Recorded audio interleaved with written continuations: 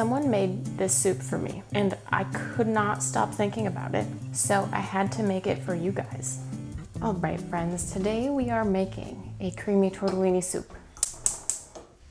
Get yourself out a soup pan that's got a nice heavy bottom. That's what this recipe says. And we're going to put it over medium-high heat. Add a few tablespoons of oil. I'm using extra virgin. And here I have a 5-quart cast iron Dutch oven. So if you have a cast iron Dutch oven, it can be raw like mine, it can be enameled. That's a great option. So once your oil heats a little bit, we're going to be adding some veggies. Here we have 3 carrots peeled and diced, 2 stalks of celery diced, and a medium yellow onion. I had baby carrots in my fridge, so I did about a ½ pound of baby carrots diced. You can cut them in about 1/4 inch slices, or if you want it super chunky, you can cut them bigger. We're going to stir this for a few minutes until the onion becomes slightly translucent, so slightly see-through. And be sure to give them a stir when you put the veggies in your pot so that they get a little bit of oil all over. This recipe calls for 6 cups of vegetable stock. I reconstituted 6 chicken bouillon cubes, and so I have those in water just sitting in this saucepan over here, and I do have it warm. So you don't need your stock to be warm, but it will be helpful transitioning it into your pan and bringing that to a simmer into your soup pot. So that's just a little suggestion. Have your stock, whatever kind you use, just warm on the stove. Okay, so there's a little bit of vibrance of color that has come to our celery and carrots, and our onions have become a little translucent. They're not quite as bright white as when we initially put them in the pot.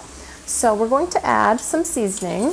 I'm going to add 1 teaspoon of coarse kosher salt. If you're using table salt or fine salt, start with a ½ teaspoon. You can always add more later.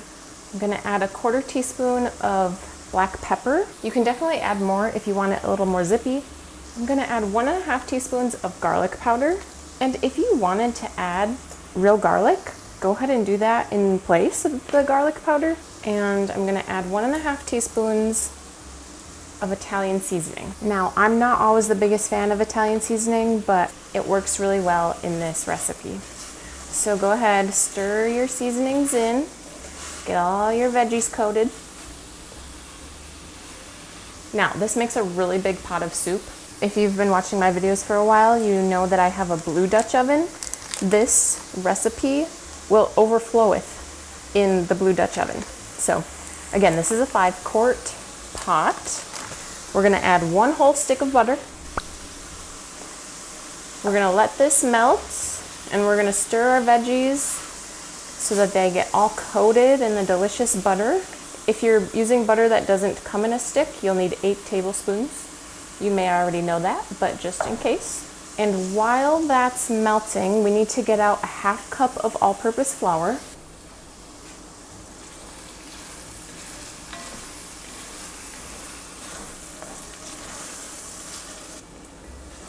All right, once your butter is completely melted, sprinkle over your ½ cup of all-purpose flour, stir that in, get it all spread out over your veggies and into that melted butter.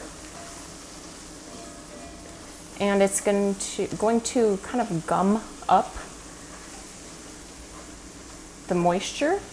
And I want to cook this in for about a minute because raw flour has a flavor, and it's not the flavor that I want my soup to taste like. And so once you cook it out, is what we're doing for a minute, that will eliminate or at least reduce that flour flavor. And then you want to have your stock ready, whether you're using veggie stock or chicken stock. If you have it heating on the stove, go ahead and turn that heat off. And once your flour is kind of cooked out, we're going to stir in. Make sure you add it slowly at first. It can bubble up like you just saw there. Our 6 cups of stock. All right, stir that well. Make sure you kind of give the bottom of your pot a little bit of a scrub. Some of that flour might have created a little bit of a gum on the bottom of your pot. So we want to bring our stock to a simmer if it's not there already.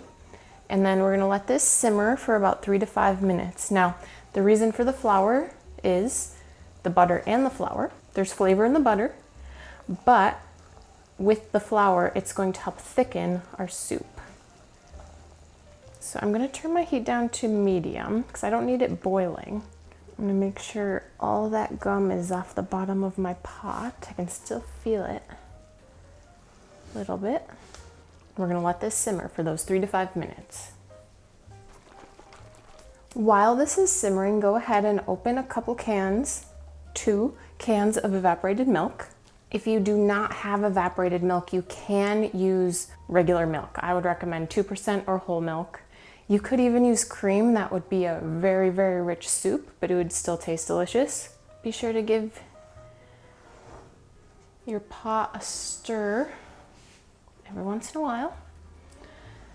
And then, once it's been a few minutes, we're gonna go ahead and add that evaporated milk. So each can is 12 ounces. So it will be a total of 24 ounces of whatever milk or cream you're using, which will be about 3 cups. 3 cups of milk if you don't have evaporated milk. Bring this back to a simmer. Give it a stir.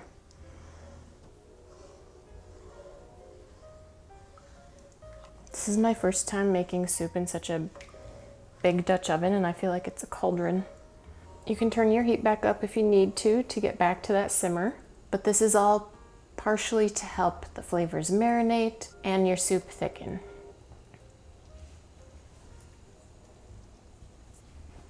Once you've been simmering for a while, we're going to add 16 ounces of dried tortellini. Be careful. Cheese tortellini goes really well in this. I am using herb chicken tortellini today, but go ahead, bring this back to a boil once you've put your tortellini in. Again, this is dry tortellini. I'm sure you could use the frozen stuff, the shelf stable stuff, the refrigerated stuff. This is just the refrigerated tortellini. I got mine from Aldi. And I know the package says you'll need to cook it for a few minutes. It'll be just fine in this soup, don't worry. Turn your heat up if you need to get to that boil. And then we're going to turn it down to simmer for about 10 to 12 minutes.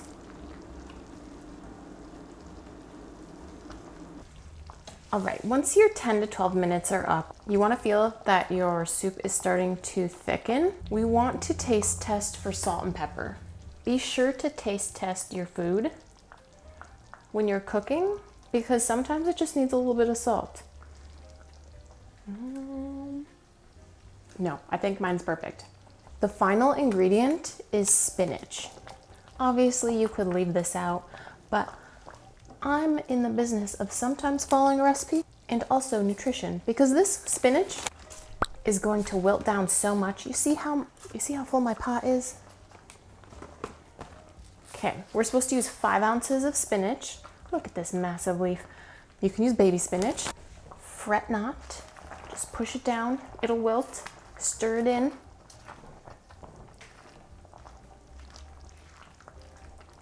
Also, if you wanted to, you could go ahead and add some grilled chicken to this.